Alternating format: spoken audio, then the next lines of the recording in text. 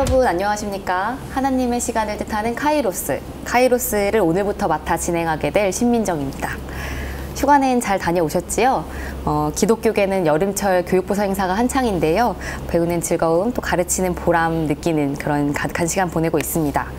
물론 날씨가 견디기 힘들 만큼 덥긴 한데요. 이 더위도 다 의미가 있겠죠?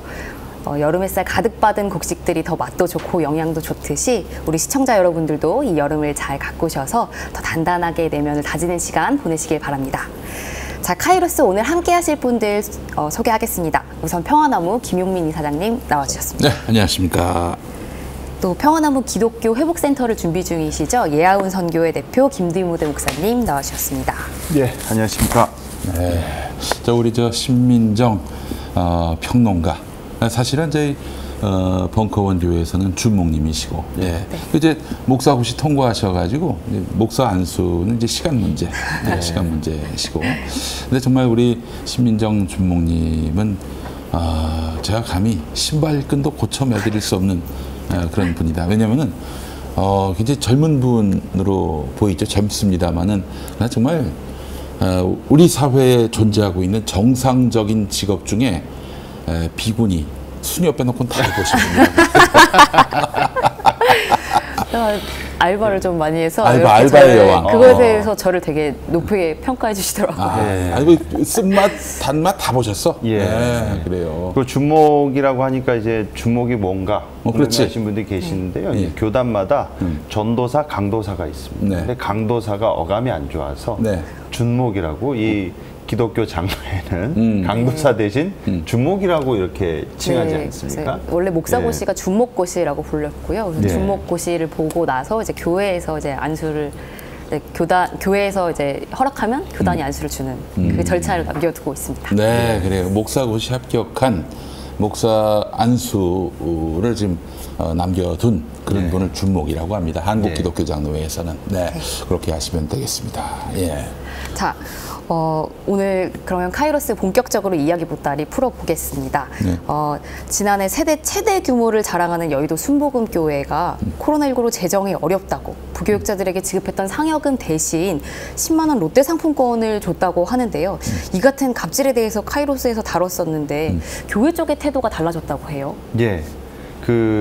지금까지 개신교계를 비롯해서 일반 언론들도 여의도 순복음교회를 비판하는 보도를 wen간에서 내기가 어려운 분위기였습니다. 여의도 순복음교회가 교계의 삼성. 예, 그렇게 보시면 됩니다. 삼성 비판 보도 보셨습니까, 여러분? 예. 잘 안 나오죠. 예. 왜냐면 교인만 재적 인원이 예전만 하더라도 35만이라고 알려져 있습니다. 네. 그럼 35만 중에는 이 대체적으로 대형 교회들 시스템이 어떻게 되느냐? 법조인들도 있고요. 그렇지. 예, 그 중에는 판사, 검사, 변호사, 로펌들도 있고 네. 다양한 계층의 공무원들서부터 포진이 돼 있습니다. 정치인도 많아요. 국회의원도. 예. 근데 그런 분들이 담임 목사를 존경하고 추앙합니다. 추앙하죠. 네. 예. 그러다 보니까 담임 목사가 언론으로부터 여론으로부터 부정적인 인식을 얻게 되거나 비판받는 것에서 상당히 민감하죠. 그러니까 그거를 또 언론사들이 알아요. 그러니까 이제 건드리기가 부담스러운 존재인 거죠. 네. 일례로 옛날에 저희 여의도 순복음교회 조윤기 목사가 살아 있었을 때 그분을 비판했다가 네. 예, 데모 부대가 방송국에 와가지고 곤욕을 치른 언론사들이 여럿 있었습니다. 그렇습니다.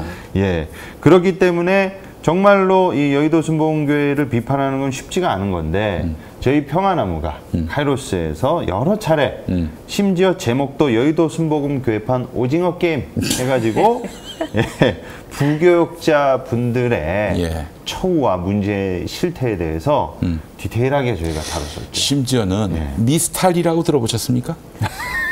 글쎄요. 미스탈이. 예, 미스탈이가 이영훈 담임 목사. 미스탈이. 네. 아니, 그 정도가 아니에요. 미스탈이. 목사님, 설명해 주시죠. 예. 저희가 흔히 좀 미스테리라고 알고 있지 않습니까? 네. 뭔가 이렇게 이해할 수 없는 상황이 어려운, 이해하기 어려운 것들 미스테리라고 하지 않습니까? 네. 근데 이 부교육자들 사이에서 설교를 저렇게 못하는데 어떻게 저런 대형교회 담임 목사를 지금 유지하고 있을까? 그래서 미스터리하다. 근데 이제 성이 이 씨잖아요. 그래서 미스터리라고 별명을 지어줬다고 하더군요. 안수입니다. 미스터리. 네. 근데 그 얘기를 우리 카이로스 방송에서 했더니 아마 세계 최초로 얘기했을 거예요. 예. 그거를 당사자가 들으시고 대노하셨다는 맞아요. 내부에 첩자가 있다. 일단 지적질을 당해보신 적이 없으실 거예요. 맞습니다. 그렇기 때문에 그때는 하셨겠네요. 네, 이게 사실 그런 얘기를 어디 가서 듣겠습니까? 네. 네. 저희 방송을 또 들어주신 것만 해도 너무 감사해요. 아이고, 예. 뭐 들어서 기분 좋을 리도 없을 텐데 그걸 끝까지 들으셨다는 얘기 아니겠습니까? 너무 예. 감사합니다, 미스터리. 예.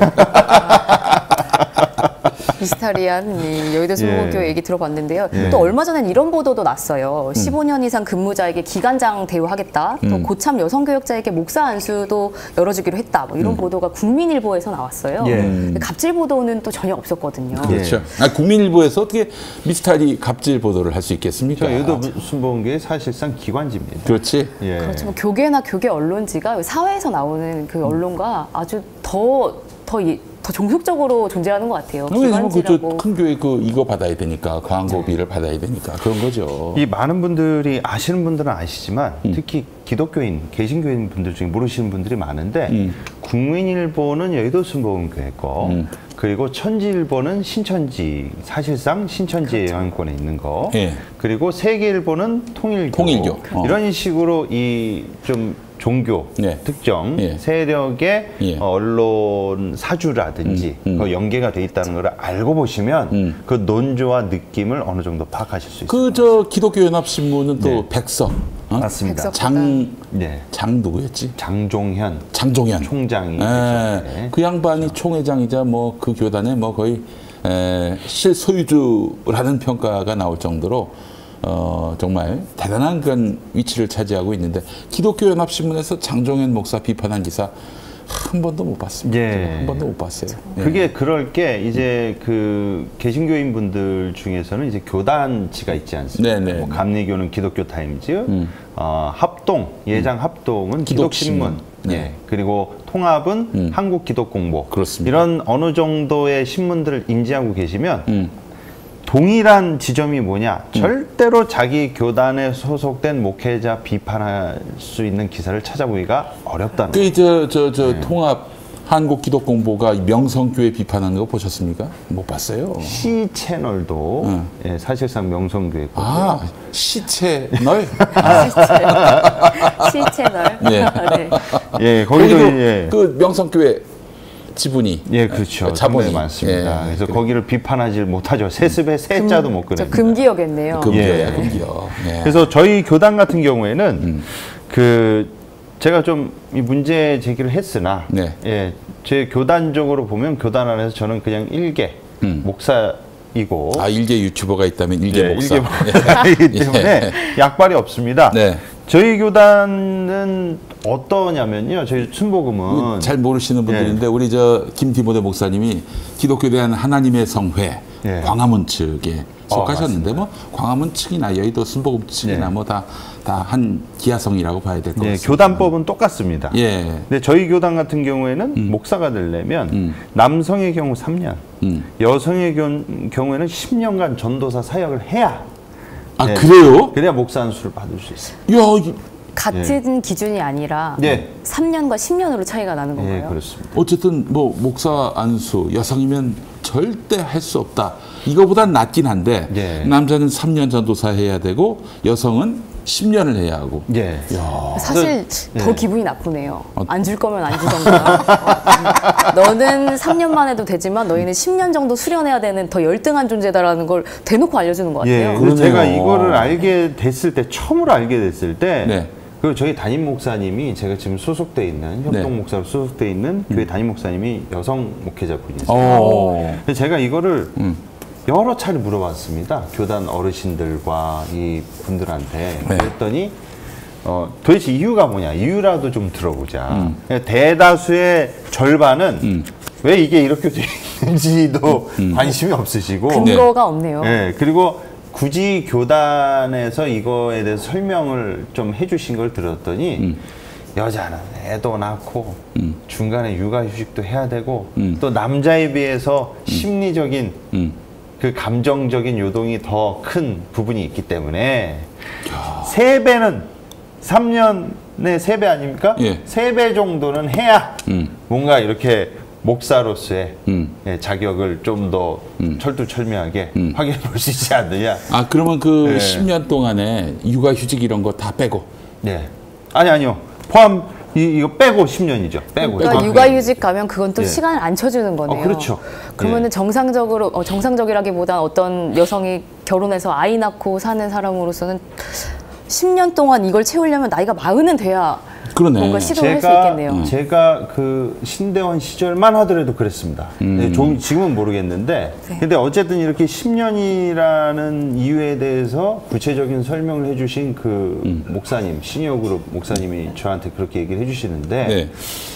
아, 그러니까 속으로는 이 뭔 개소리인가 싶었는데 면전에다 대놓고 그렇게 할 수는 없으니까. 네. 남성 목사님들과 이야기할 때 자주 그런 마음이 듭니다. 예, 이게 예. 뭔 소리야라는 생각 많이 드는데 그러면은 그 이번에 좀 나아졌다라고 하는 건 뭐 어느 지점인 거예요, 정확하게? 그래서 이렇게 3년, 10년 걸리는데 네.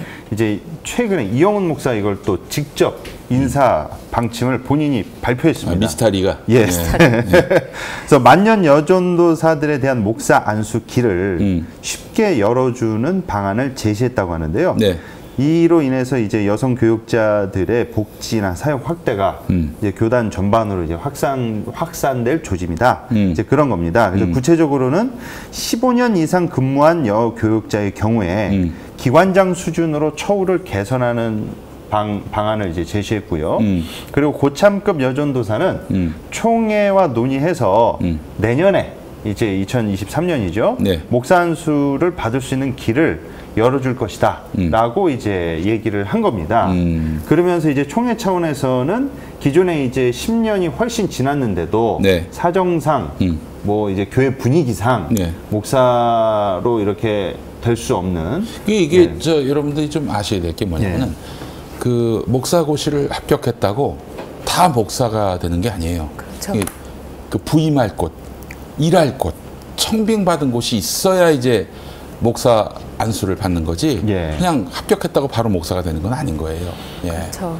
그래서 이제 그런 사정에 놓이신 그 여성 교육자들에 대해서 이제 예. 목사 안수를 줄 수 있는 길을 열어놓겠다. 그렇습니다. 예. 그래서 8주에서 12주 정도 예. 이제 목회 연구원 특별 과정을 이제 이수하는 방안을 제시했고 그리고 노령의 여 전도사님들 가운데서 이제 신학대학원에서 공부할 시기를 놓쳐서 신학 대학교만 나오신 분들이요. 예. 이제 대학원을 가셔야 되는데 뭐 돈이 없다든지 그렇지. 아니면 너무 이제 사역이 바빠가지고 그렇지. 교회에서 신대원 다닐 수 있도록 또 그거를 배려를 해줘야 되는데 그렇지 그렇죠. 않은 경우가 허다하거든요. 네. 그래서 시기를 놓친 분들한테 안수 기회를 이제 준다. 이제 그런 취지였습니다. 아, 저 갑자기 예. 왜 이렇게 또 유화책을 쓰는지.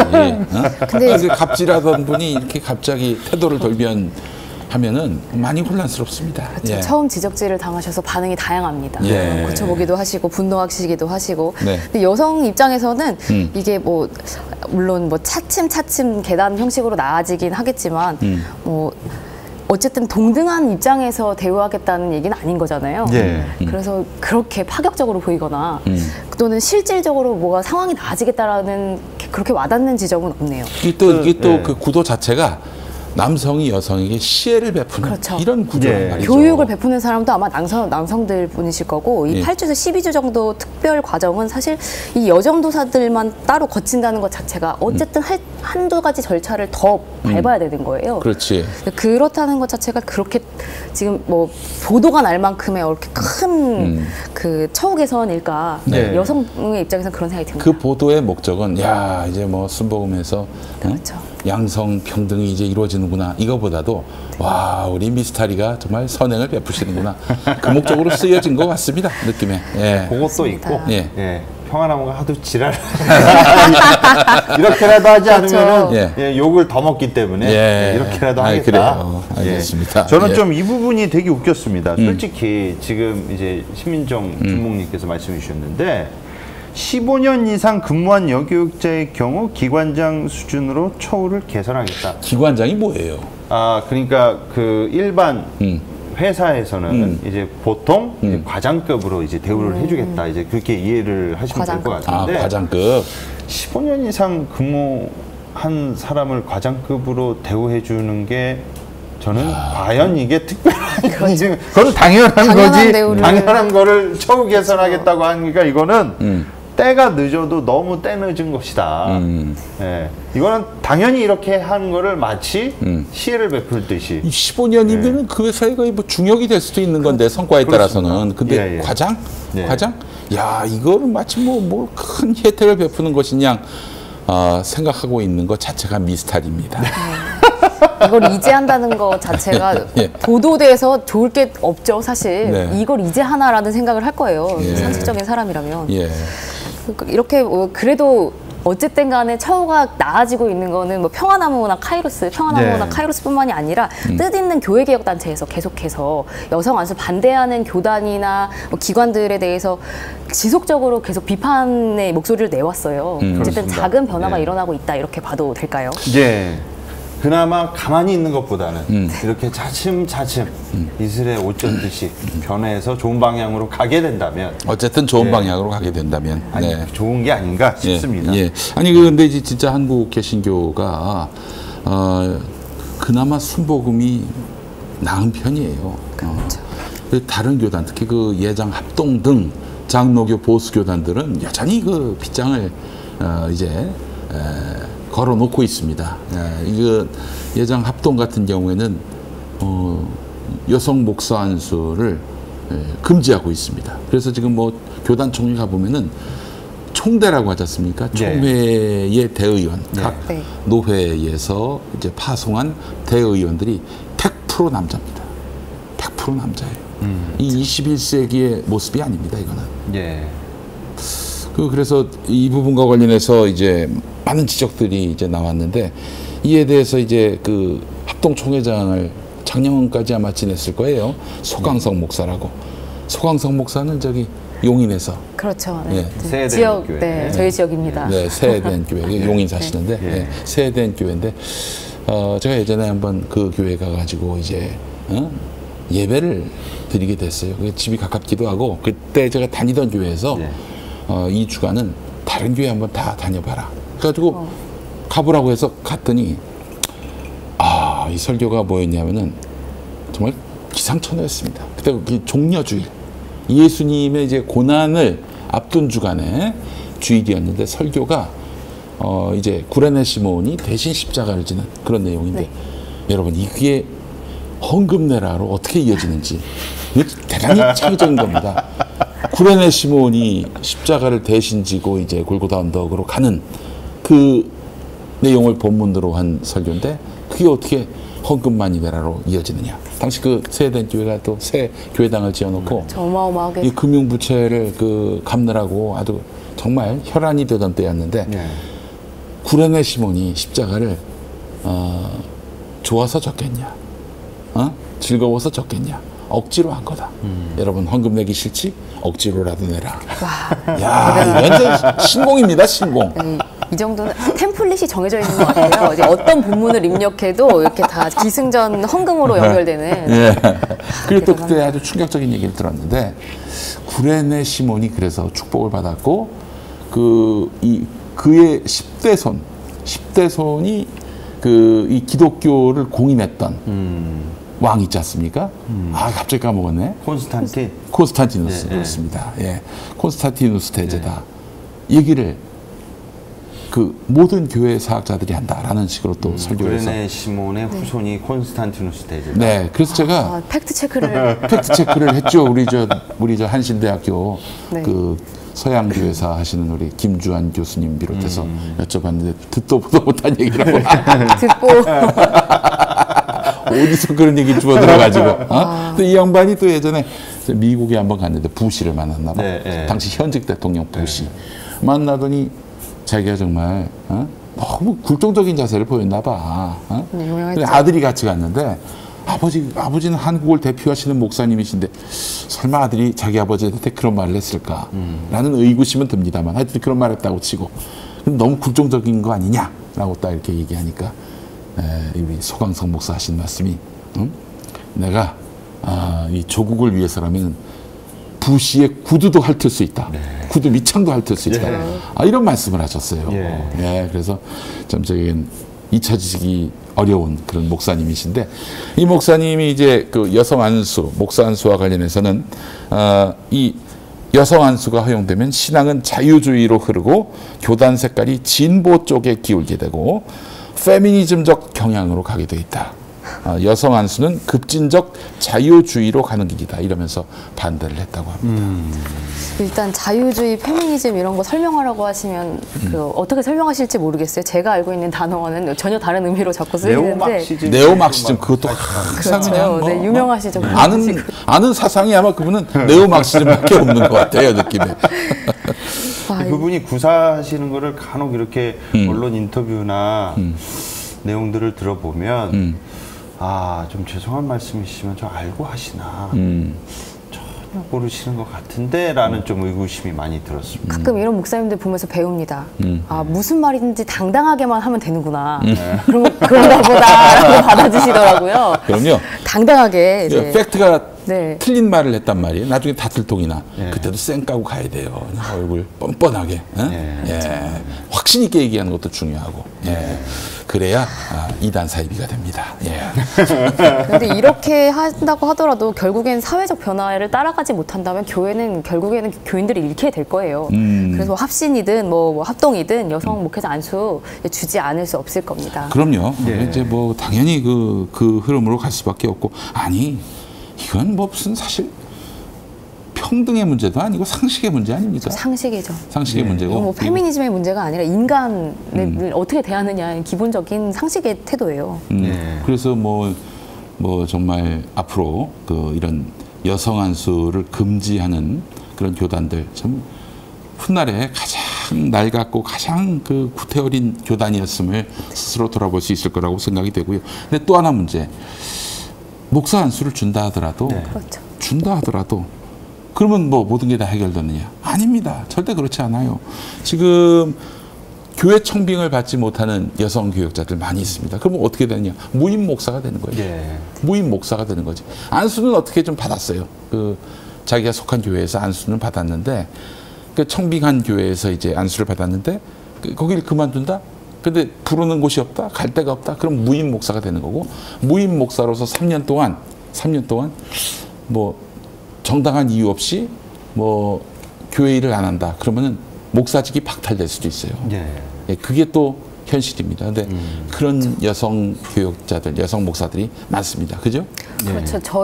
제가 전도사에서 준목이 되고 또 이제 준목에서 이제 부목사가 되는 이 과정을 먼저 밟은 여성 선배들을 보면요.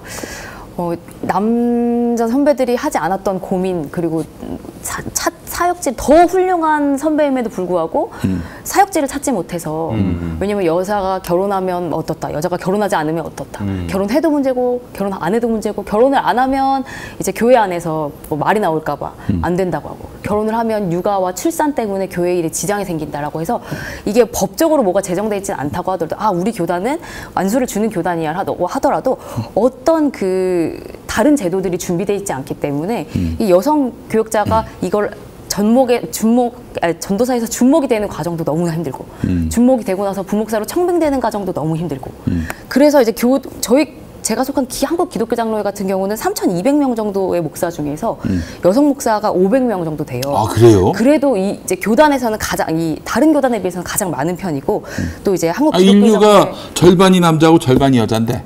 그렇죠. 더 충격적인 건 기장의 여성 교인들이 한 63% 정도 되거든요. 그런데 여성 목회자, 여성 담임 목회자는 8% 정도밖에 되지 않아요. 그러니까 3,200명 중에 500명에 속한다고 하더라도 내가 나이를 먹은 거면서 아까 15년 말씀하셨는데 15년 정도 목회를 했을 때 나를 불러주고 찾아줄 곳이 있는가? 그게 확실하지 않은 거예요. 그래서 이제 뭐 목사가 되면 더 어려워지고, 부목사에서 담임 목사 되는 건 더 어려워지고, 그래서 뭐 담임 목사로 목회하시는 분은 지금 뭐 나이가 어린 분들부터 많으신 분들 총 합쳐서 기장 교단 전체에서 130명 정도밖에 안 되는 걸로 알고 있습니다. 그래요. 아니 참 참담한 일인데, 이제 이런 경우도 있습니다. 우리 벙커원 교회가 당연히 할 일을 했다고 생각을 하지만, 이 여성 교역자가 목사고시 합격했어요. 합격하면 당연히 준목이 돼야 하는데 당연하지가 않아. 그냥 합격은 했는데 준목으로 교회가 말하자면 승격시키지 않고 예우하지 않고 그냥 전도사 상태로 쭉 가는 분도 있습니다. 맞죠? 예. 그렇죠. 오히려 목사 안수를 받았을 때 부목사 청빙지를 구하기가 힘든 경우가 많아요. 너희는 어려서 또는 뭐 우리는 뭐 새벽에 운행할 사람이 필요한데 뭐 남자는 뭐 좀 믿을만 하니까 여자는 뭐 어려울 것 같고 힘도 없고 위험하니까. 네, 그 힘든 일을 많이 해야 되는데 여성은 힘드니까 이런 식으로 하면서 이제 부목사 임지를 구하려고 할 때 구하기가 더 어려워져요. 차라리 전도사로 있는 것이 일할 것이 더 많은 그런 슬픈 현실. 그러니까 실무적으로 보면 교회 단목이나 교회 입장에서는 좀 부교육자를 굴려야 되거든요. 부려먹어야 되는데 그렇지. 여성들이 오면은 이제 막 뭐 저 모칠 좀 해봐. 예, 뭐 막 이런 그런 걸 못 거라든지. 시키니까 이제 짜증이 나는 거죠. 네. 근데 지금 이제 준목님께서 말씀해 주신 내용도 내용인데 교회 내부적 실체적 분위기가 제가 정말로 아이러니한 게 뭐냐면 저희 세대들 중에서도 이 또라이 같은 애들이 있어요. 이게 뭐냐면 지금 2030이 다 그런 건 아니지만 2030이 보수화되듯이 네. 저희 세대들 중에도 이 여성 목회자들을 바라보는 이 생각이 저 삐딱한 거를 아주 악습을 고스란히 답습한 친구들이 있습니다. 놓친 애들 갖고 그렇습니다. 있는 사고. 그러니까 어떤 식으로 생각하냐면 제가 들었던 얘기 중에 가장 최악인 게 두 개가 있었거든요. 첫 번째는 야 교회 목회자들 중에 여교육자들은 이게 예쁘면 안 돼. 무슨 소리야? 외모. 이게 좀 갈아야 예, 교인들도 시험도 안 들고 뭐 남자 문제도 안 생기고 뭐 그런다 이런 얘기를 하는 거예요. 그래서 제가 그 얘기를 듣자마자 아니 교회에서 성문제 일으키는 게 압도적으로 남성 목회자들 아닙니까?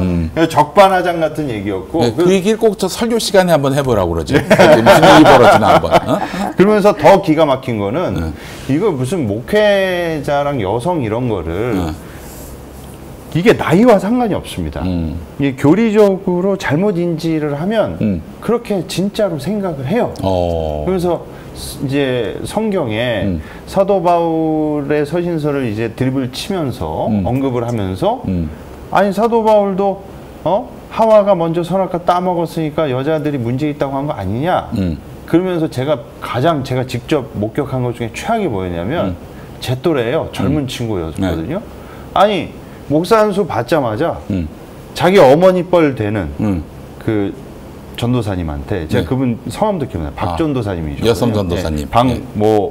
전도사님이셨는데 장난으로 자기 딴에는 그게 장난이었대요. 박 전도사 가 커피 좀 타오지 이러는 거예요. 그래서 제가 기가 막혀가지고 저도 장난으로 야 이 씹새끼야 네가 타 먹어라. 아 사이다입니다. 왜 욕을 하세요? 아 나도 장난이야. 그랬던 적이 한 번 있어요. 아 그래요. 근데 제 또래였거든요. 그럼 좀 적어도 그런 생각을 하지 말아야죠. 나이가 많이 드신 목사님들이 그러시면 네. 저 세대 분들은 저럴 수 있지라고 넘어갈 수 있습니다. 네. 그런데 젊은 분들, 젊은 부목사님들이 그러시면 만나보신 적 있지 않으십니까? 있죠. 뭐 농담 이렇게 많이 하시죠. 그런데 뭐 여러 가지 농담을 들어봤는데 젊은 분들이 그러시면은 진짜 내가 여기서 희망이 있을까? 내가 여기서 버틴다고 과연 뭐가 달라질까? 그렇게 젊은 분들한테 좌절을 느껴서 떠나가는 분들도 많으세요. 그래요. 아니 그건 아주 극단적인 경우고 그 페이스북에 이제 글을 올린 그 총신대 다니는 친구로 보여요. 그 친구는 뭐라고 했냐면은 바울 얘기도 했고 그러면서 하는 얘기가 이 성가대 보면은 소프라노, 알토, 베이스, 테너가 있잖아요. 각자 다른 이런 뭐 어떤 파트가 있듯이 남성은 목사를 맡고 여성 뭐 전도사하고 이게 다 일종의 어떤 성가대 파트 같은 그런 개념으로 봐야지 그걸 뭐 여성에 대한 차별이다 이렇게 보면 안 된다. 여성 목사 안수를 반대하면서 한 말이 그거예요. 근데 그 레파토리는 그렇죠. 제가 한 10년 전에 아, 그래요? 그렇죠. 제가 신학교 들어가던 2006년에도 들었던 소리인데요. 아, 그래요?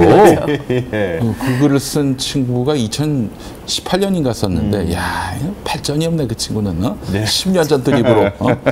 하여튼 이 한국 개신교회는 그 성평등이 뭐 거의 바닥이다. 고갈됐다 이렇게 봐야 될 것 같고, 특히 여의도 순복음교회가 어떤 교회입니까? 조용기보다도 앞선 셀럽 목사가 누구예요? 최자실 목사님 예. 아니십니까?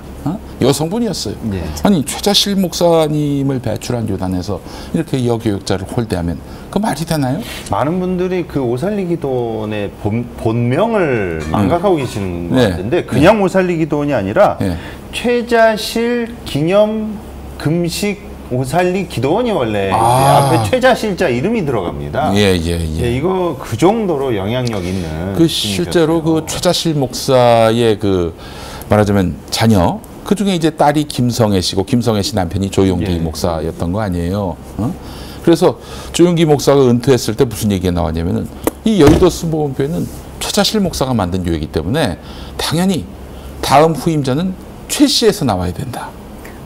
그런 얘기가 아니 최 씨가 아니지 김 씨. 그러니까 이제 자기 자식으로 나와야 된다.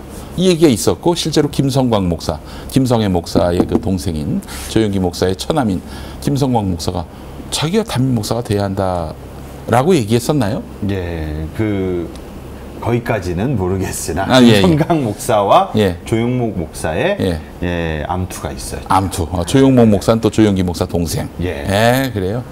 당연히 그 집안에서 뭔가 세습은 당연한 것 같네요. 예, 왕자의 게임도 아니고. 교회적인 분위기는 조용목 목사가 대세였는데 최혜실 목사님은 자기 아들인 김성광이 후임을 하기를 원했죠. 여의도의 후임이요. 예. 그러나 뜻대로 되지 않자 네. 예, 나오셔가지고 네. 강남 금식기도원이 생겼다라는 예. 후문이 있어요. 그래요. 강남 금식기도원이 예, 그래서 예, 나왔구나. 예. 김성광 목사 기념 금식기도원. 예.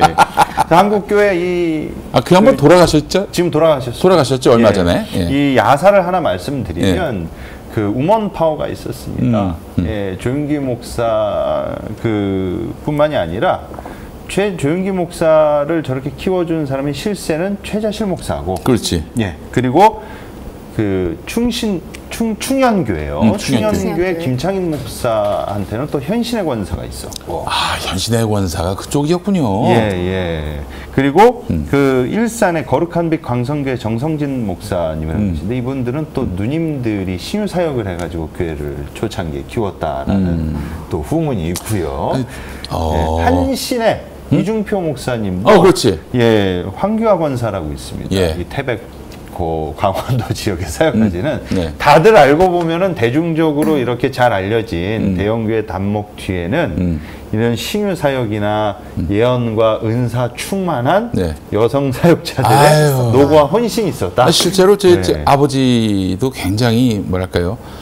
이게 장로교 전통에 걸맞게 네. 품이 있고 또 이성적인 그런 목회를 추구하셨는데 그래가지고 교회가 과연 우리 민중에게 실질적인 도움을 줄 수 있겠는가? 저희 아버지가 목회하신 곳이 청계천 하류 지역이었는데 또 도시빈민들이 많이 모였던 곳이었는데 그래서 저희 어머니가 현신의 권사 그 삼각산 이돈 들어가가지고 신유의 은사를 받으셔가지고 이 동네에서 뭐 밤이고 새벽이고 연락만 오면 달려가서 막 이렇게 기도해 주시고 신유 은사를 이제 비기독교인 분들은 모르실 수도 있는데 병을 고쳐주는 그 초자연적인 그런 능력을 신유 은사라고. 네, 그거를 부정할 수는 없어요, 사실은. 그렇죠. 네. 야사를 하나 말씀드리면 말 나온 김에 현신의 권사님이 이제 꿈을 꾸셨답니다. 이 얘기도 되게 유명한 얘기인데 꿈을 꾸셨는데 천국에 가서 예수님을 만나신 거예요.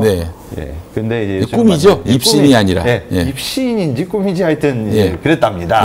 그 다음에 거기서 예수님한테 여기 조용기 목사가 안 보이네요.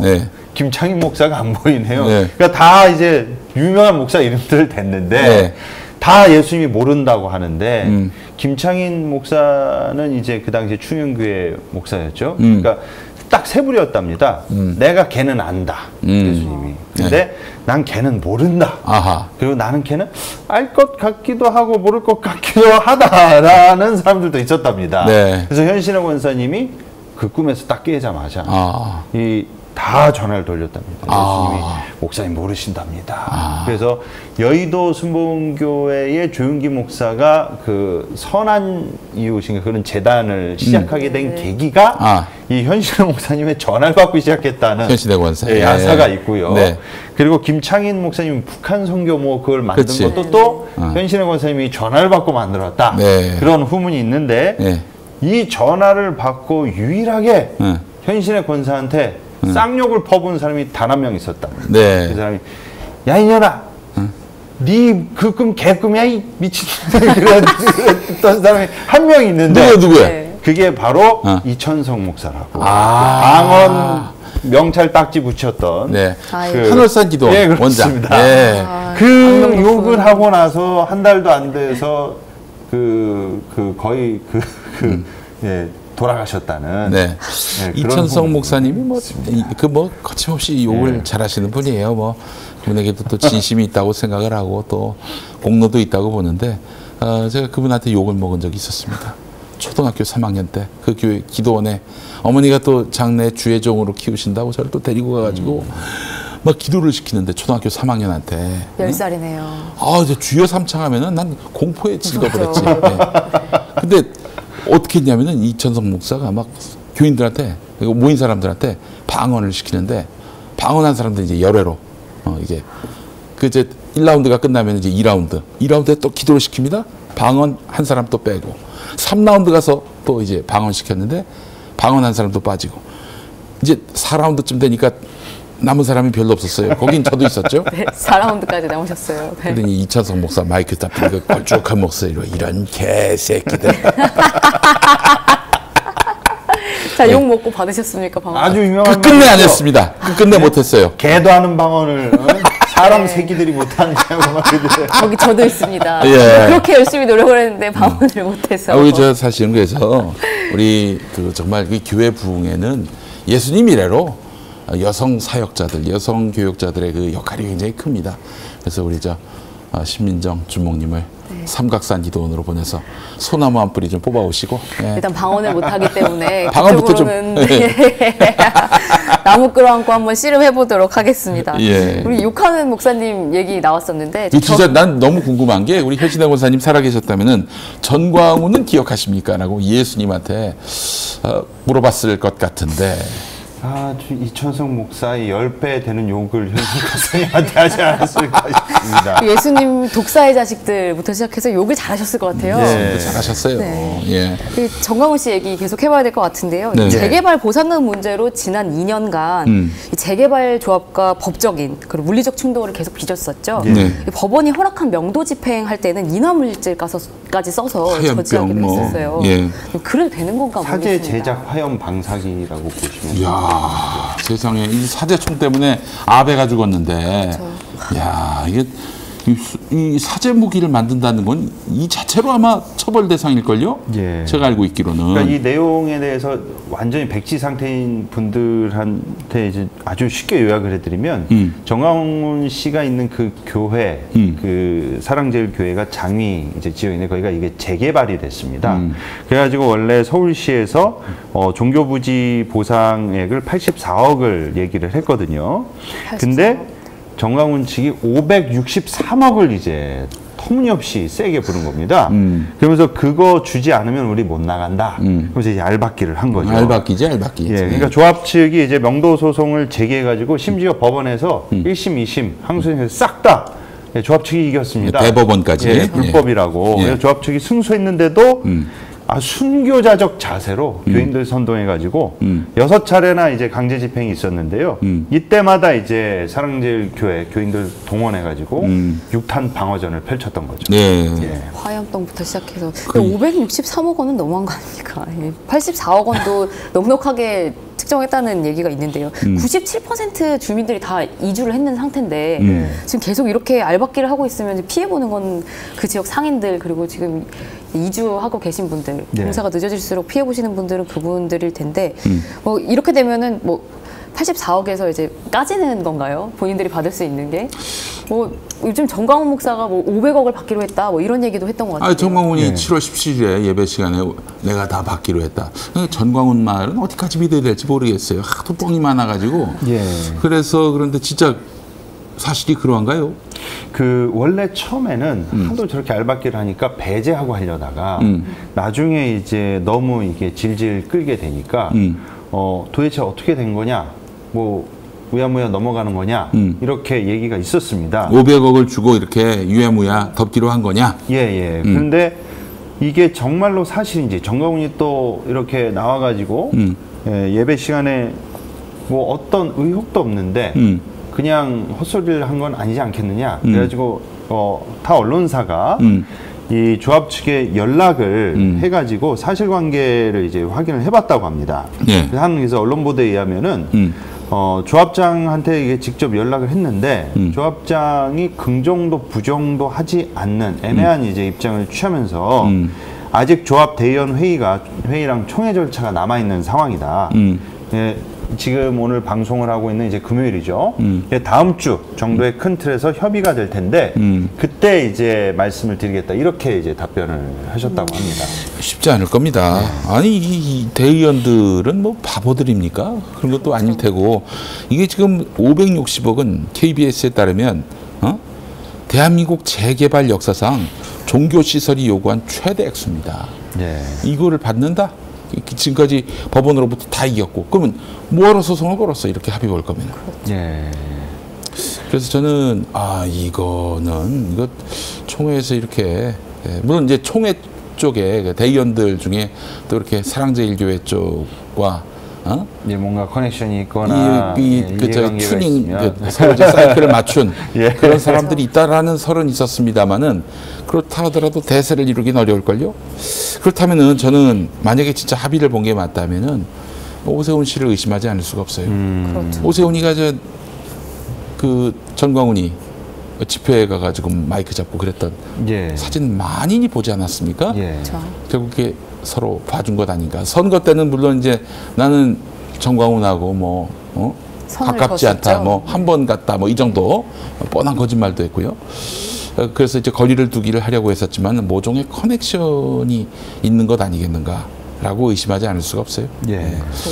500억 원대 보상금을 받게 됐다고 한다면 좀 자세히 들여다봐야 될 것 같습니다. 네. 뭐, 그런데 이 알박기만 문제가 아니에요. 지금 이런 식으로 이제 계속 말도 안 되는 행동을 일삼는 이 정광훈 씨에게 어쨌든 제동을 거는 존재가 있긴 합니다. 네. 우리 평화나무가 유일하겠죠. 네. 이 선거법 위반으로 2020년 2월에 구속돼서 2달 뒤에 보석으로 풀려났는데요. 이 정광훈 씨가 또다시 지금 이 코로나19가 지금 이렇게 또 기승을 부리고 있는데 또 대형 집회를 개최하고 또 대면 예배 계속 강행하고 있어요. 예. 방역법을 예전부터 지금까지 계속 상습적으로 위반하고 있는데 예. 검찰에 송치됐다는 소식을 들었어요. 네, 뭐 최근에 뭐 이제 방역법이 많이 풀려가지고 예. 최근 일 갖고 뭐 시비 걸 수는 없지만, 그러나 이 방역법이 그야말로 살아 있었을 때, 예. 그래서 모든 이들이 뭐 정말 그 법이 무서워서도 있지만은 잘 지켰던 그때 자기들만은 그냥 대면 집회를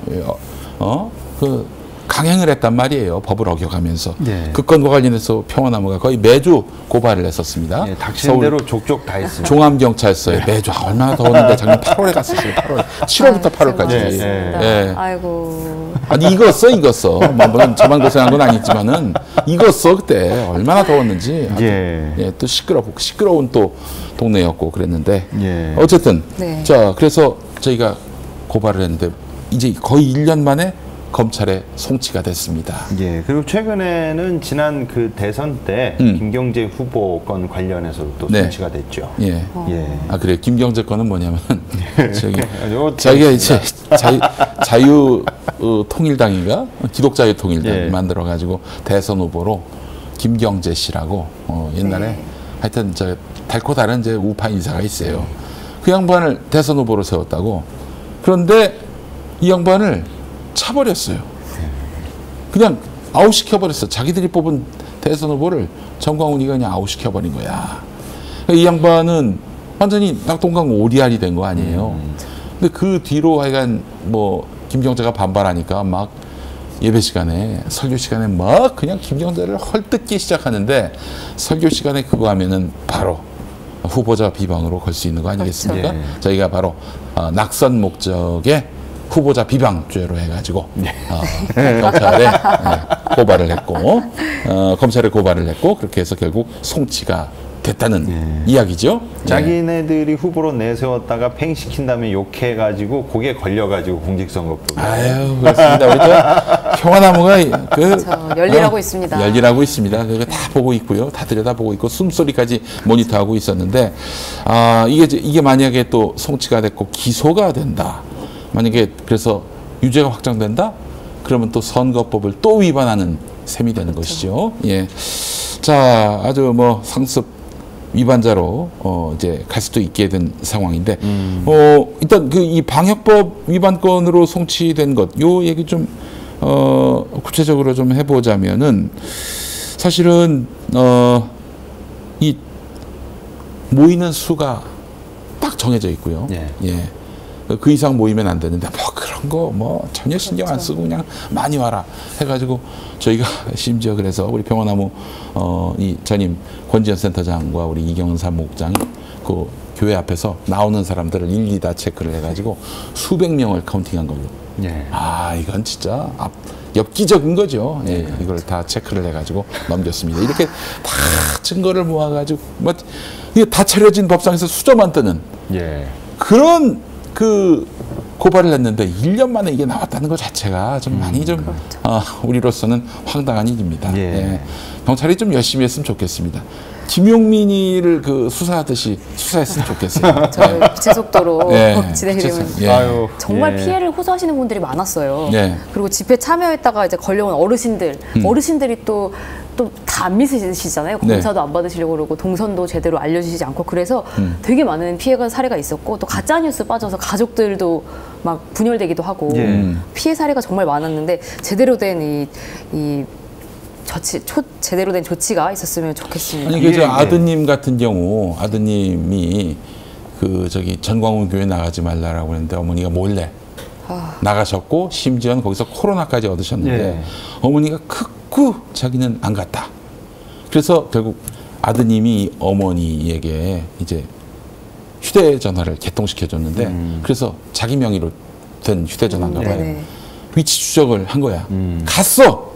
그래가지고 그 어머니를 설득해서 그 진단받게 했고 코로나가 확인됐는데 아드님도 코로나 진단이 되는 그런 일이 있었어요. 이 사회적 민폐입니다. 민폐. 그 교회 앞에서 이 수개월간 이제 일했다고 하는 한 상점 아르바이트생이 했던 말이 기억나요. 컵라면 하나도 이렇게 들었다 놨다 살까 말까 이렇게 망설이시는 분들이 그러니까 어쨌든 그 정도로 경제적으로 그렇게 넉넉하지 않으시다는 분들이 정광훈 씨와 정광훈 씨 교회를 위해서는 막 동원되고 막 헌금하고 이렇게 한다라는 거예요. 그러니까 정말 많은 그 분들이 피해를 당했고 또 먹고 살만한 분들이 아니라 정말 이제 힘들게 사시는 분들까지 착취하고 있다라는 거죠.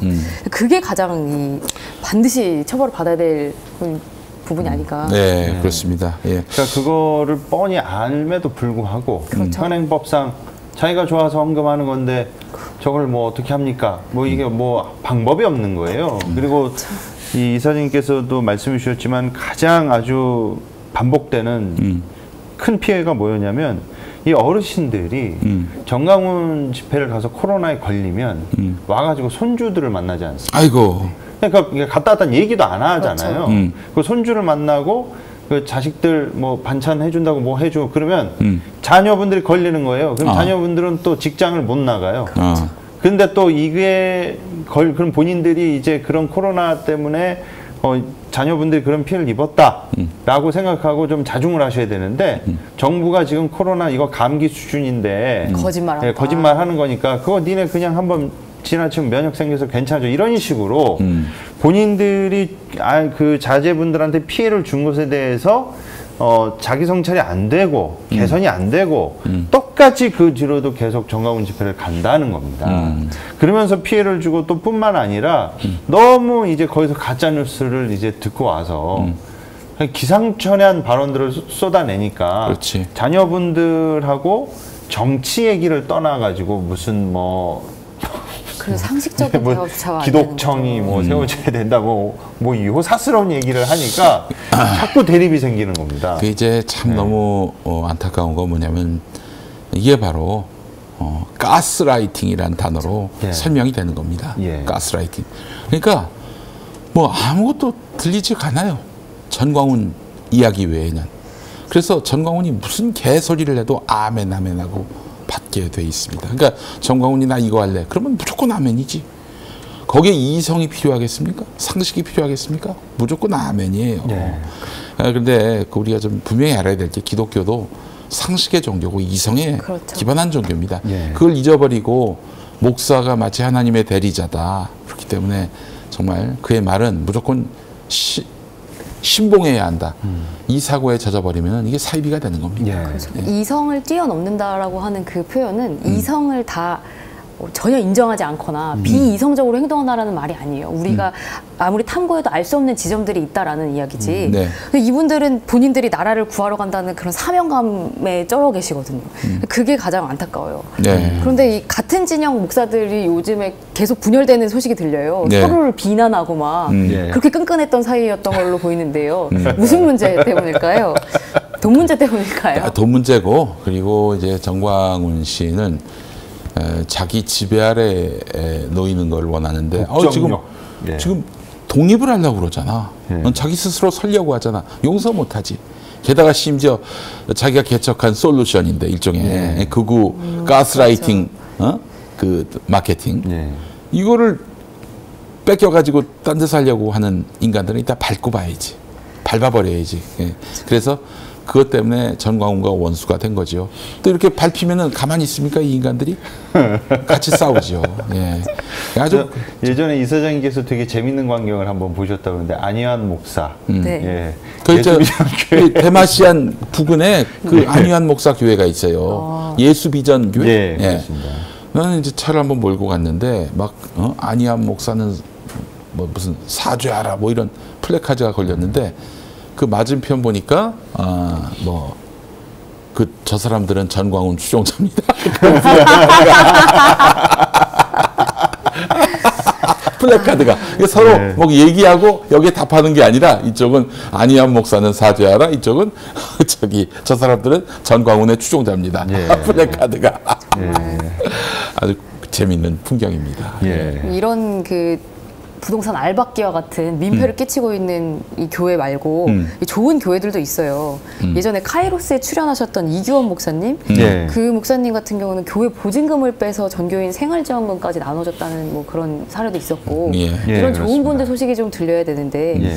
그래도 이런 교회만 있는 게 아니다. 예. 이렇게 뭐 교회 보증금을 빼서 생활지원금도 나누어주고 이런 좋은 일. 그리고 아예 많다. 목회 사역 일산 자체를 시합교회였죠. 예. 네. 목회 사역 자체를 외국인 노동자, 이주 노동자들을 돕는 일 여기에 이제 그야말로 매진하시는 분도 계시고 그래서 대구가 신천지 때문에 엄청나게 코로나 그 급속 확산 지역이 됐던 때 기억하시죠? 그때 그곳에서 우리 국민도 이렇게 대구 시민도 그 돌보기 힘든 그 시점에 더 취약한 외국인 노동자를 돌보셨던 목사님 그분이 바로 대구 경북 이주민 선교센터의 고경수 목사님이신데 그 고경수 목사님이 이제 곧 며느리를 드리는데 그 며느리가 피거 퀸 김연아 선수. 네. 우리 이제 평화나무 뉴스 보시면은 나옵니다. 야 이거 보면서 또 한 번 또 감동을 받았습니다. 그 벌써부터 그 일부 보수 언론들하고 기레기들이 기사를 쏟아내고 있는데요. 네. 김연아 그 시아버지 정치 노선 논란 막 이런 기사들을 쏟아내더라고요. 뭐가 논란이야? 그 양반이 어느 예. 당을 어느 후보를 그러니까 지지하는데 왜 논란거리가 돼? 과거에 이제 그 뭐 박근혜 뭐 퇴진에 뭐 서명을 하셨다든지 뭐 이명박 비판하는 뭐 서명을 하셨다든지 거기에 이제 같이 동참을 한 그 행보를 가지고 정치 편향 논란을 정치 이렇게- 편향? 아니 예. 그러면 윤석열이 빨아대는 예. 그런 사람들은 그 사람들도 논란이 있어야 되겠네. 예. 그런 그래서- 사람들은 다 스킵하면서 말이지. 예. 왜 그런- 그 종교인이 예. 저 사회적 입장 밝히는 거에 대해서 그 논란거리라고 그걸 갖다 붙일까? 예, 그러면서 마치 그 민주당 지지하거나 이제 민주개혁 진영 포지션에 있는 사람인 것처럼 프레임을 씌우려고 하는데 제가 좀 그 기레기 분들께 한 말씀 드리고자 합니다. 이 종교 영역에서 예수님을 건드리면 안 되듯이 성역이라는 게 있어요. 네.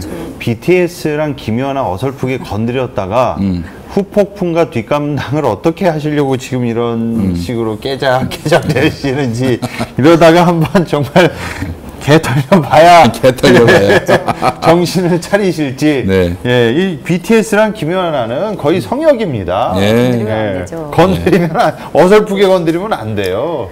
조심하시길 바랍니다. 저는 이 피겨 퀸 김연아 선수 피겨도 저 정말 피겨 스케이팅도 그 정말 대단하지만은 뭐랄까요, 고경수 목사님을 제가 이미 알고 있었거든요. 네. 우리 2020년에 3월에 벙커원 교회가 지금 이 시점에서 가장 그 어려운. 취약하고 돌봄이 필요한 분들은 대구 이주 노동자들이다라고 판단하고 그곳에서 사역하시는 분을 찾다 보니까 고경수 목사님을 알게 됐고 네. 그렇게 해서 저희가 이제 찾아가기까지 했어요. 그분의 인품에 또 한번 크게 감동을 받고 돌아왔는데, 야, 이게 너무 멋진 거예요, 진짜. 너무 멋집니다. 그러니까 이 목사님이 참 훌륭한 목사님이시구나라는 걸 느꼈던 게 그 대구에서 신천지발로 그 코로나가 가장 난리였을 때 국민들도 우리나라 국민들도 방역 물품을 구하기가 정말 힘들었어요. 그렇지. 그러면은 이주민들 같은 경우에는요, 우리가 알고 있는 등록된 이주민들도 있지만 등록되지 않은 그렇지. 미등록 그런 분들이 이주민들도 훨씬 더 있어요. 많을 수 있어요. 그럼 이분들은 법적으로 자기 존재를 알리는 것 자체가 불법이기 때문에 어떤 그 방역에 관련한 물품을 구할 수도 살 수도 없는 상태였었거든요. 그분들을 도우신 분인 거예요. 가장 네. 어렵고 가장 취약한 분들을. 그래서 이분이 참 이런 멋진 분이 계시구나, 이런 훌륭한 분이 계시구나라고 생각했는데 참 세상이 좁구나. 네, 그렇습니다. 네. 벙커원 교회만이 아니라 우리 한빛교회, 문익환 목사님이 심호하셨던 한빛교회도 또 뜻을 모아서 그때 저희가 물품을 싣고 대구를 방문할 수 있었습니다. 참 멋진 분이십니다. 멋진 시아버지를 두셨어요. 우리 김연아 선수. 박수를 보냅니다. 예. 자, 정권 지금 윤석열 정권 얘기가 나와서 그러고 또 정치 얘기가 나와서 그런데 오늘 아침에 나온 한국갤럽 여론조사 결과를 보니까 지난 26일부터 28일 조사한 여론조사입니다. 윤석열이 직무 수행을 잘하고 있다 답변 28%로 나타났습니다. 28%. 제가 지금 웃고 있습니까? 네. 이미 귀에 약간 걸렸어. 28%. 여러분, 30%대가 무너졌습니다. 그리고 잘 못하고 있다 답변은 전주보다 2%포인트 오른 62%가 됐습니다. 자, 이 30%를 밑돌게 된 건 이번 처음이고요. 물론 이제 역대 최저 기록이 있습니다. 이명박 때 17%, 예, 17%인데, 요거는 그때 17%와는 좀 달라요. 요거는 너무 순식간에 무너지고 있는 데다가, 지금 반성할 기미가 전혀 보이지 않고 있고요. 또 게다가 이게 당선이 말이죠. 이명박 씨는 아주 압도적으로 수백만 표 차로 이겼지만은, 윤석열은 불과 0.7%포인트 차로 이겼기 때문에 권력 기반 자체가 굉장히 취약합니다. 그런데도 불구하고 이렇게 정권 초기부터 석 달 되기도 전에 30%대가 무너졌다는 거는 이거는 몰락의 길로 가고 있다라고 볼 수밖에 없는데 무엇이 가장 큰 문제냐? 인사 문제 21%, 경험 자질 부족, 무능 8%, 경제 민생 살리지 않은 8%, 독단적 일방적 8%, 경찰국 신설 4%, 내부 총질, 문자 파동, 그게 3% 이렇게 나왔습니다. 자, 그런데 제가 가장 또 주목하는 부분이 뭐냐면은 그 20대도 이미 다 돌아섰고요. 예. 그렇죠. 지금 70대부터 그래도 잘한다라는 60대까지도 못한다가 다수예요. 지난번 조사인가요? 지지한다, 잘하고 있다라는 조사에서 그렇게 응답하신 분들 대상으로 뭘 잘하고 있다고 생각하느냐를 봤을 때 압도적인 대답이 모르겠다였어요. 내가 지지하고 이 윤석열 대통령이 잘하고 있는 건 알겠지만 왜 잘하고 있는지, 뭐 때문에 잘하고 있는지는 모르겠다. 지금 그냥 어쩔 수 없이 지지하시는 분들이 많은 거죠. 저희 같은 조사에서 정당 지지도 국민의힘 38%, 더불어민주당 33%로 나왔는데 윤석열은 28, 국민의힘은 38. 10%. 자, 10%포인트나 밑에 있습니다. 예. 이 상황이 장기간 유지된다. 그러니까 말하자면 당 지지율보다도 대통령 지지율이 낮은 못한다. 상태. 그러면 이제 당부터 또 들고 일어나서 예. 윤석열과 차별화를 하게 될 것이고 다음 총선 때 대통령이 우리의 지금 우리에게는 위협 요인이 되고 있는 건데 이대로 리스크가 되고 있는 건데 그걸 방치할 수 있겠어요? 자, 그래서 이번 결과는 아주 상당히 큰 의미를 안고 있고 어쩐지 어제 저녁에 나온 기사를 보니까 20%대 내려가더라도 각오를 할 것이다. 이런 말이 대통령실 쪽에서 나왔단 말이죠. 이미 20%대로 내려간다는 걸 자기들도 감지하고 있었다. 이런 얘기죠. 예. 아이고, 윤석열 찍으신 분들 어떠십니까? 지금 감회가. 아니, 세상에. 이게 이런 말을 좀 써서 죄송합니다만은, 똥인지 된장인지 이분들은, 찍어 먹은 정도가 아니라 국 끓여 먹으신 분들이에요. 그래, 어떻게 똥국 드셔보시니 기분이 어떠십니까? 타도만이 답이라고 전 늘 주장하고 있습니다. 이 말씀 드리고 이렇게 싶습니다. 빨리 무너질 줄 몰랐어요. 그래도 어느 정도는 가겠지 했는데 이렇게 두세 달 만에 완전 다른 나라가 됐어요. 자, 준목님. 네. 저는 그럴 줄 알았습니다. 여기서 계속 한결같이 계속 곧 무너질 것이다. 8월 집회 전에 더 무너지면 어떡하나 걱정하시는 분이 있었어요. 8월 15일에 대구에서 타도 집회하는데 그 전에 무너지면 어떡하나 저희들의 걱정이 그겁니다. 대구 내려가실 때 다 조심하시라고 그랬었거든요. 그래서 우리가 방탄조끼라도 하나 사드려야 되는 거 네, 아닌가 네, 걱정을 했었어요. 네. 대구 지지율도 궁금하네요. 대구 지지율도 지금 밑돌고 있어요. 그러니까요. 반대보다도. 한간에 막 그런 말이 있지 않습니까? 대통령 지지율이 30%대로 되면은 여당에서 말이 나오고 20%대면 공무원들이 말을 듣지 않고 10%대로 떨어지면 탄핵 얘기가 나온다는 그렇지. 거죠. 예. 이게 지금 순차적으로 되고 있는데 제가 태어나서 겪은 우리나라 대통령 중에 임기 100일도 안 지났는데 이 정도로 다운되는 거는 전무후무하고 제가 태어나 처음 보는 것 같습니다. 근데 저는 이 시점에서 너무나 아쉬운 점을 말씀드리고 싶은데 특히 종교계, 기독교계, 보수교회 목사들이 윤석열 지지했던 이분들은 원죄가 있는 겁니다, 정말로. 그렇죠. 이분들은 정말 대가리 받고 반성을 하셔야 돼요. 그리고 또 한 가지 말씀드리고 싶은 거는 거대 양당 구조라고 문재인 싫다고 그냥 무조건 국민의힘 몰표 줬던 윤석열 몰표 줬던 많은 사람들도 한 번쯤은 반성을 하셔야 됩니다. 근데 저는 좀 문재인 정부에 대해서 노무현 대통령에 대한 부채의식이 있어가지고 많은 진보 진영 그리고 소위 민주개혁 진영에 있는 많은 분들이 말을 상당히 아꼈단 말이에요. 근데 잘못되고 있다가 저러다 되면 어떡하지 하면서 모두 노심초사하고 있었지만은 노무현 대통령을 비판했다가 저런 그 비극이 다시 반복되지 않게 하려고 문재인 대통령에 대한 비판을 상당히 많이 아꼈습니다. 근데 저는 이 지점에서 꼭 말씀드리고 싶은 거는 윤석열 씨가 대통령이 되기 전후로 제가 좀 2030 청년들하고 그 친구들을 많이 만나면서 항상 물어봤습니다. 정말 많이 물어봤어요. 만날 때마다 물어봤습니다. 윤석열을 좋아하는 이유가 뭐냐? 왜 뽑으려고 그러냐? 그랬더니 특히 20대 친구들 중에 대다수가 멋있잖아요. 검사랑 화끈하고 문재인한테 딱 반기 들고 화끈하고 멋있지 않습니까? 그래서 결론은 윤석열 씨에 대한 본부장 비리에 대해서는 하나도 모르는 사람들이 무시하게 맞고 부지기수였어요. 그러면서 제가 느낀 게 뭐였냐면 제 개인적인 생각이지만 문재인 정부가 들어서게 된 게 촛불혁명으로 인해 들어섰고 그리고 그 전에 문재인 대통령은 대통령 비서실장을 하면서 노무현 대통령께서 어떻게 서거하셨는지를 곁에서 지켜보셨잖아요.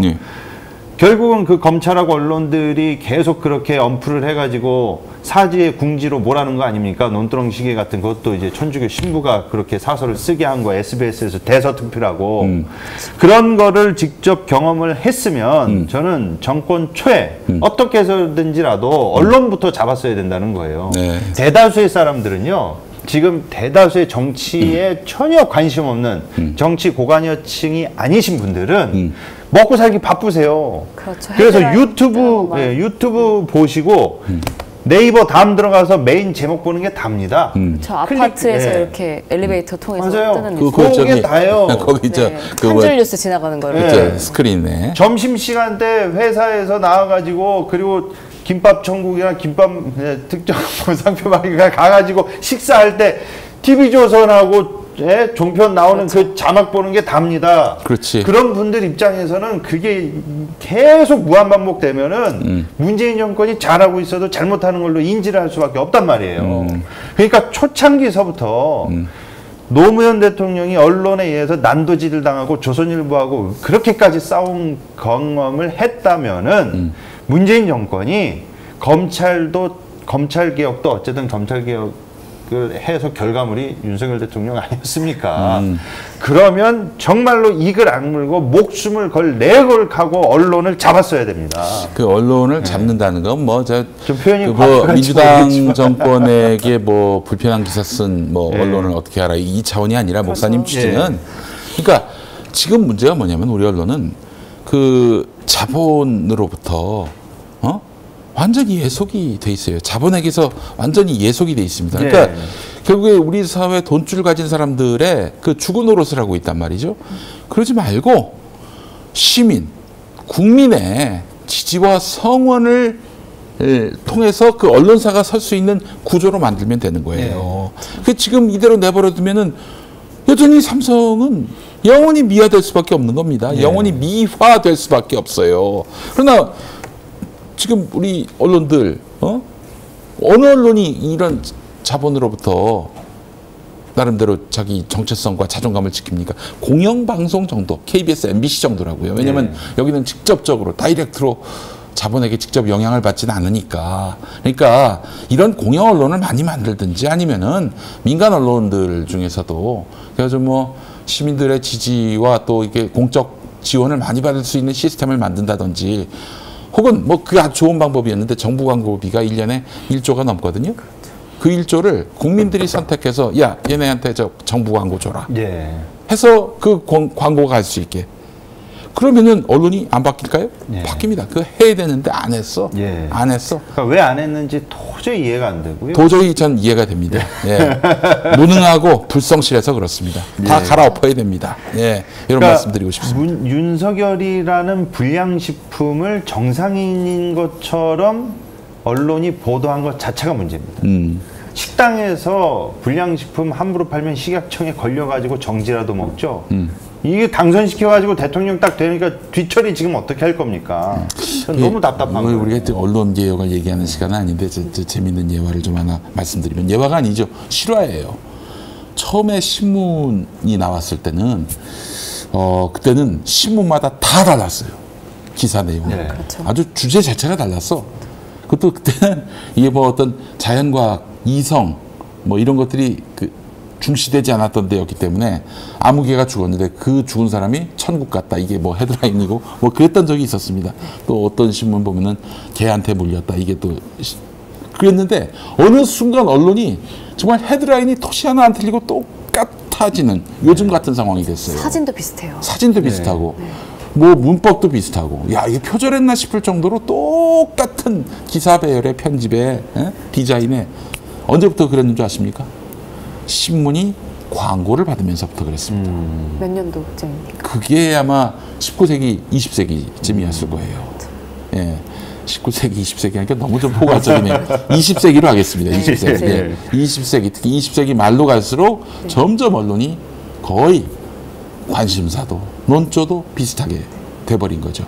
그러니까 지금 제가 대학교 1학년 때 들었던 수업에서 비판적 신문 읽기 하는 수업이 있었어요. 네. 그럼 이제 논조가 분명히 다르고 그리고 이 신문들이 그 헤드라인부터 사진까지 다 달랐습니다. 그래서 그 뭐 조선일보와 뭐 한겨레를 비교하면 아주 완전히 다르다는 걸 알 수가 있었는데 지금은 이제 그런 식으로 이제 신문 읽기를 하라고 후배들이나 또는 이제 한참 어린 친구들한테 이제 얘기를 해주면 그렇게 크게 차이를 발견하지 못하는 거예요. 제가 읽어봐도 그렇습니다. 그렇죠. 예. 장충기 삼성 그분이 문자 준 내용 보면은 뭐 경향부터 뭐 다 들어가 있지 않습니까? 네. 예. 예, 그래요. 홍보지 역할을 하고 있어요. 예. 네. 저희가 정광훈 얘기를 하다가 예. 뭐 갑자기 네. 또 딴 데로 샜어요. 네. 정광훈 됐습니다. 씨 얘기를 하다가 이제 극우 기독교가 얼마나 지금 이 사태에 원죄를 가지고 있는지 이야기를 하다가 언론 개혁까지 나왔습니다. 예. 네. 그러면서 이제 한 가지 더 이야기를 꼭 해야 될 게 있는데요. 이 정광훈 씨가 아들에게 교회를 물려주려고 하는 모양이에요. 그 아들이 이제 외아들인 것 같은데 네. 독자라고 이제 보통 표현하죠. 네. 그 정광훈 씨가 독생자라고 표현을 했어요. 그 독생자는 그 한자어 풀이가 스스로 난자 아닌가요? 그 스스로 예. 난자. 그러니까 그렇죠. 예를 들면 태초로부터 하나님과 함께 있었던 그렇죠. 스스로 난자. 그러니까 독생자라는 표현은 예수란 얘기예요, 한마디로 얘기해서. 예수님만 해당되는 이야기를 본인 아들이 이제 독생자라고 표현하면서 네. 저희 이야기를 했는데 어떤 내용인지 한번 정광훈 씨가 7월 17일에 했던 말 영상으로 준비했습니다. 한번 네. 보시죠. 이 시간부터 이제 말씀드린 그대로 하도 우리는 적이 많기 때문에 김용민도 있지요, 또 저 안희안도 있죠 해서 우리가 하는 일을 가지고 법적으로 자꾸 시비 걸고 말이야 고발하면 또 내가 조사받으러 또 가야 된다고 이런 것을 다 방지하기 위해서 교회의 의결 기관 중에 제일 의결 기관이 뭐냐, 공동회의요. 공동회의를 선포할 테니까 지금 그러면 공동회의를 시작하도록 하겠습니다. 박명희 치세요. 그렇지, 박명희 치면 돼요. 그 모든 사항, 개척교회 쫙 펴는 거, 뭐 100개를 세울지 1000개를 세울지 10,000개를 세울지 이 모든 사항을 정광훈 목사와 독생자 전애녹 전도사에게 이 모든 권리와 법적인 모든 전체를 진행하는 과정을 위임해 달라, 이런 뜻입니다. 위임해 주시겠습니까? 위임해 주신다고 여러분 동의하시면 두 손 들고 아멘입니다. 사진 잘 찍어놔요. 사진 잘 찍어놔요. 그럼 박명희 또 치시고. 이제 앞으로 우리 교회는 우리 교회 안에서뿐 아니라 바깥에서 해야 될 이 재단들이 많이 있습니다. 첫 번째는 세계 기독청을 또 지어야 됩니다. 그 다음에는 또 우리가 선교 재단을 만들어서 지금 청년 사업단이 하는 이 모든 일들, 한 달에 돈이 막 2천억 이상이 또 수입이 생기고 이렇게 하는 것을 이 교회가 다 관리할 수가 없어요. 그러나 이것도 법적과 행정 절차에 따라서 이렇게 안 해놓으면 또 좌파애들이 고발을 하니까 이 교회 바깥에 세우는 모든 이 선교재단, 모든 재단, 전체 재단은 아까 말씀드린 대로 정광훈 목사와 전애녹 전도사에게 총괄 위임해 주시기로, 거기다가 이사 세우는 일, 회사 또 허락받는 일 전체에 대해서 여러분들이 위임해 주시기로 결의를 하시면 두 손 들고 하면, 이야, 참 청량이 충만해. 한 사람도 빠짐없어. 그럼 내가 이 돈, 교회 재산 다 가지고 내가 도망가도 돼요? 이야, 이 양반들 정신 나갔어 보니까. 참나 저렇게 사람을 믿어. 지금 아들 전애녹 전도사인가 봐요. 예. 지금 아들 전애녹 전도사를 사랑제일교회 후임으로 지금 세우겠다고 지금 선언한 거죠. 네, 예, 그렇습니다. 사실상 선언한 거나 다름없죠. 에녹은 이제 창세기에 나오는 인물인데 승천한, 죽지 않고. 승천한. 예, 그래요. 그래서 독생자 예수님을 빗댔나? 예수님도 승천하셨지 않습니까? 예. 일단 야. 교회에 대한 이해가 없는 것 같아요. 발언만 들어보면 공동회의라고 하잖아요. 네. 사실 교회에서 그 의결 기구는 공동의회라고 합니다. 의회. 예. 교회 안에도 특히 뭐 민주적인 절차가 다 있어요. 네. 그래서 이제 교인들이 무기명 비밀 투표로 그 목사에 대한 그 목사를 정할 수 있고, 네. 주요 사항은 무기명 비밀 투표로 다 해야 되는 건데 그런 원리가 없이 두 손 들고 아멘 하라고 공동 회의를. 저거는 무효예요, 무효. 아마 그렇죠. 교단법으로도 지금 어느 교단에 속했는지는 모르겠지만은 지가 교단 만들었다는 소문도 있고요. 네. 이런 식으로 하면 안 됩니다. 이건 청빙에 관한 건인데 그렇죠. 이거를 저렇게 두 손 들고 아멘 이걸로 퉁친다? 야, 그또 게다가 앞부분에 저 이게 나오지 않습니까? 아, 존재감 뿜뿜입니다. 김용민이가 시비 걸까봐.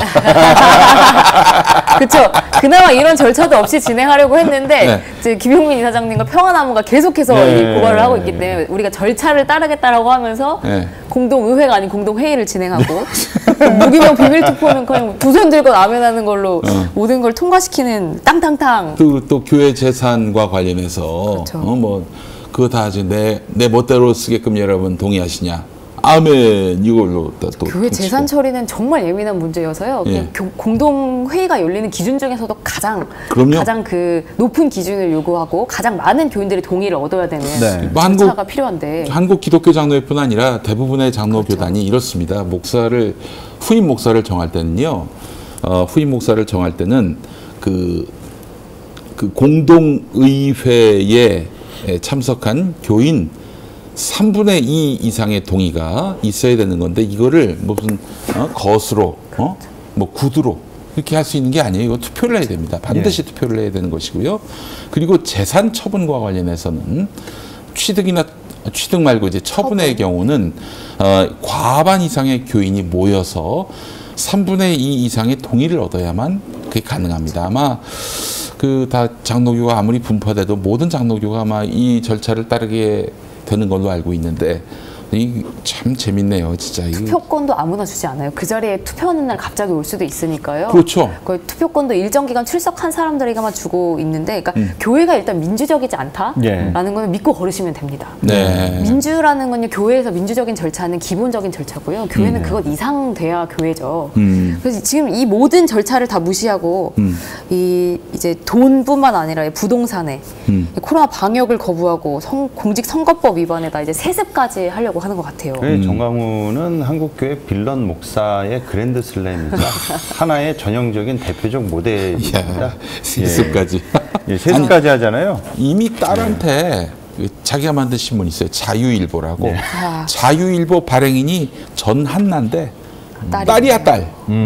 딸한테는 이 신문을 주고 아들한테는 교회를 물려주고. 야. 그래서 한 언론사가 정강훈 씨한테 이제 이렇게 세습 여부에 대해서 확인차 이제 질문을 했더니 정강훈이 이제 답신호기를 세습이란 단어는 이제 북한이 한국 대형교회 무너뜨리기 위해 개발한 말이다.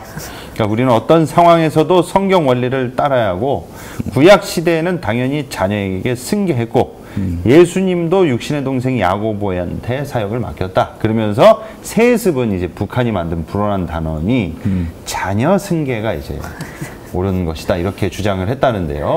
요 얘기를 요랑 유사한 얘기를요.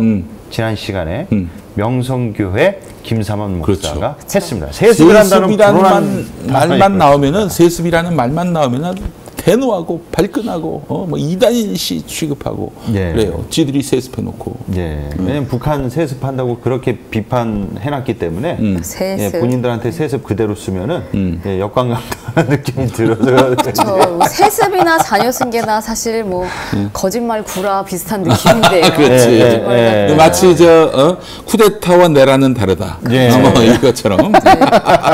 지금 이런 정말 총체적인 문제를 다 보여주고 있는 이 정강훈 씨 관련해서 이 세습하는 문제가 어떻게 진행될지 앞으로도 계속 살펴봐야 될 것 같습니다. 하여튼 여러분 정말 참 한국 교회가 어디까지 망가지는지를 참 여러분께 보여드리는 게 너무 안타깝습니다만은 그러나 환부는 말이죠. 덮어둔다고 이게 그냥 치유가 되지 않습니다. 환부는 드러내고 골문 걸 치료하고 새살이 나게끔 만드는 것이 필요하기 때문에 그래서 평화나무가 그 역할을 하는 것이고요. 여러분 평화나무 좀 많이 도와주시고 밀어주시고 키워주시고 띄워주시고 세워주시고 뒷받침해주시고 그래 주시길 바라겠습니다. 후원회원이 조금 좀 떨어지고 있는 추인데 여러분 좀 도와주세요. 아니 김용민이가 뭐 이거 해가지고 뭐 무슨 영화를 본다고 맨날 씹히는데 왜 하겠어요? 나라가 망하니까. 또 이렇게 이런 인간들 방치하면요, 그 교인들 가스라이팅 시켜가지고 야 선거 때 아무개당 찍어라 이러면서 또 불법 선거 운동할 것이고요.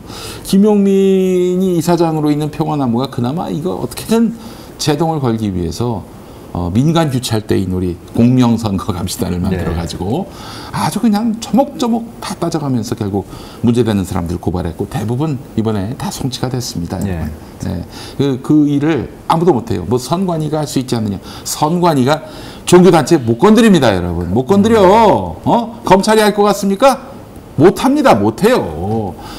결국 평화나무가 정말 이들을 귀찮게 해서라도 공명선거 하게끔 만드는 수밖에 없습니다. 현실적인 답은 그거밖에 없고요. 그 일을 할 수 있는 단체들이 참 많아졌으면 좋겠습니다. 저희는 뭐 그들을 뭐 전광훈처럼 경쟁자 이렇게 생각하지 않고 협력자로 함께할 마음이 있는데 굉장히 고달픈 일이에요. 이게 저희가 고발을 하면은 역고발이 또 들어옵니다. 그럼 가서 조사받아야 돼요. 실제로 고발 당하셨죠? 네, 고발 당했습니다. 최근에는 또 저기 누구야?